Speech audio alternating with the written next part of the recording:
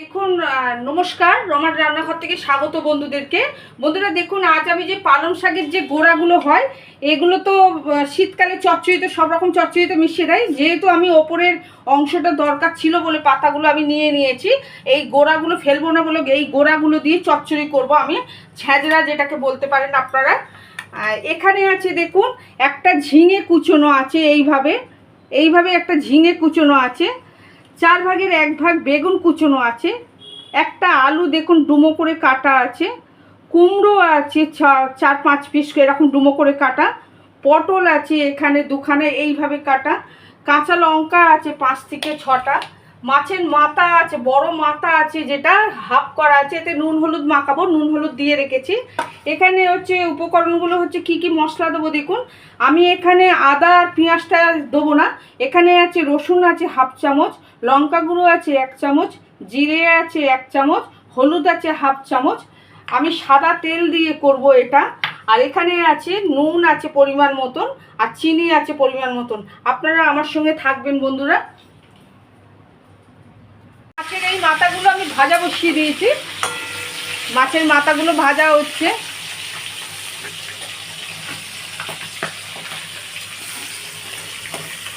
বন্ধুরা মাছের মাথা ভাজাটা হয়ে গেছে, গ্যাসটা একটু সিমে করে দিচ্ছি ফাটছে বলে। আমি এবার তুলে রাখছি মাথাগুলো। আপনারা একদম স্কিপ করবেন না বন্ধুরা, প্রথম দিয়ে দেখবেন, লাইক দিয়ে কমেন্ট করবেন, শেয়ার করবেন, আমার চ্যানেলটাকে সাবস্ক্রাইব করবেন, নিজেরা একটু নিজেদের মধ্যে করে খাবেন, প্রতিবেশীদের সঙ্গে একটুখানি শেয়ার করবেন আমার ভিডিওটা। আবার তেল দিচ্ছি, সাদা তেল দিচ্ছি বন্ধুরা। আমি একটু এতে ছ্যাঁচড়াতে বেশি করে একটু তেল দিচ্ছি। আচ্ছা, এবারে দিয়ে দিচ্ছি দেখুন, এর মধ্যে আলুগুলো দিয়ে ভেজে তুলে রাখবো। আলু দিয়ে দিচ্ছি, আলু দিয়ে দিচ্ছি, পটলগুলো দিয়ে দিচ্ছি। আনাজগুলো সব ভাজা ভাজা হবে। তারপরে আমি যেহেতু পালং শাকের ডাঁটা বলে তাড়াতাড়ি হয়ে যাবে বলে ওই জন্য আমি সব একসঙ্গে দিচ্ছি। এটা পুঁই শাক হলে আলাদা করে নিত। আচ্ছা, আমি দিয়ে দিয়েছি এখানে পটল, আলু আর কুমড়োটা, এটা ভাজা হোক। তবে লাস্টে তবে ঝিঙে আর বেগুন দেবো।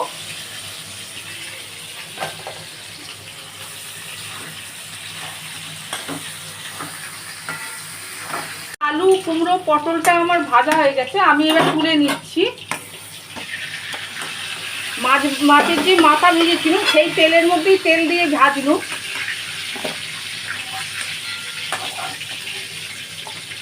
তুলে নিয়েছি। এর মধ্যে এবার ফোড়নগুলো আমি দেবো। 2টো শুকনো লঙ্কা দিচ্ছি ভালো স্মেল হওয়ার জন্যে। একটা তেজপাতাকে 2 অর্ধেক করে দিচ্ছি। 5 ফোড়ন দিচ্ছি।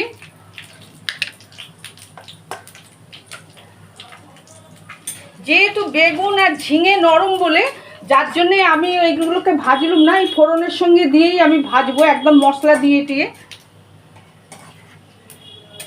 হয়ে গেছে, আমি এবার দিয়ে দিচ্ছি বেগুনগুলো।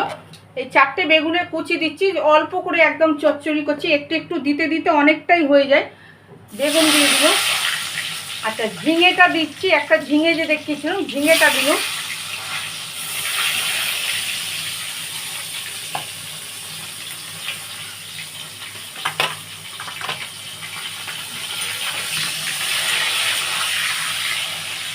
আচ্ছা, এই মশলাগুলো যে দেখিয়েছি এই মশলাগুলো আমি একটুখানি জল দিয়ে একটু পেস্ট করে নিচ্ছি।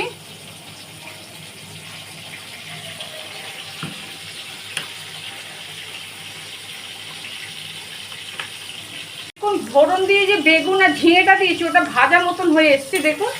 আমি এর মধ্যে এই মশলাগুলো দিয়ে দিচ্ছি, জিরে, লঙ্কা গুঁড়ো, হলুদ গুঁড়ো, রসুন বাটা। এর মধ্যে আমি পেঁয়াজ আদা কিছুই দেবো না।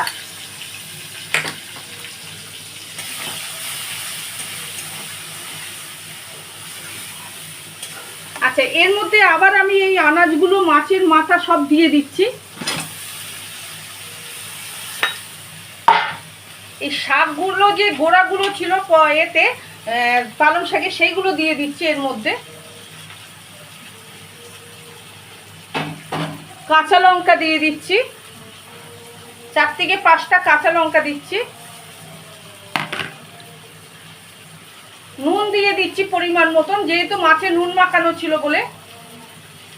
চিনিটা দিচ্ছি একটু বেশি, 2 চামচের মতন দিলাম। ছ্যাঁচড়া একটু মিষ্টি মিষ্টি ভালো লাগে।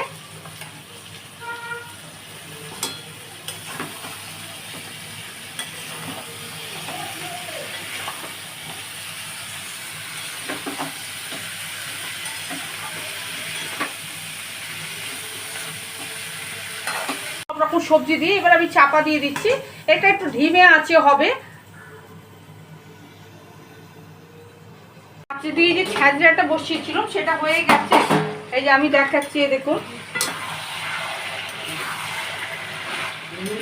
আপনারা অতি অবশ্যই বাড়িতে ট্রাই করবেন বন্ধুরা, করে আমার চ্যানেলটাকে সাবস্ক্রাইব করবেন। আপনারা কি আমার ভিডিওটা দেখেন না বন্ধুরা? একটু অনুরোধ করছি, ভিডিওটা দেখবেন আপনারা, দেখে একটুখানি ট্রাই করবেন আপনারা, করে আমার চ্যানেলটাকে সাবস্ক্রাইবার করবেন, কমেন্ট করবেন। আচ্ছা, আমি এবার নামিয়ে দিচ্ছি চচ্চড়িটা।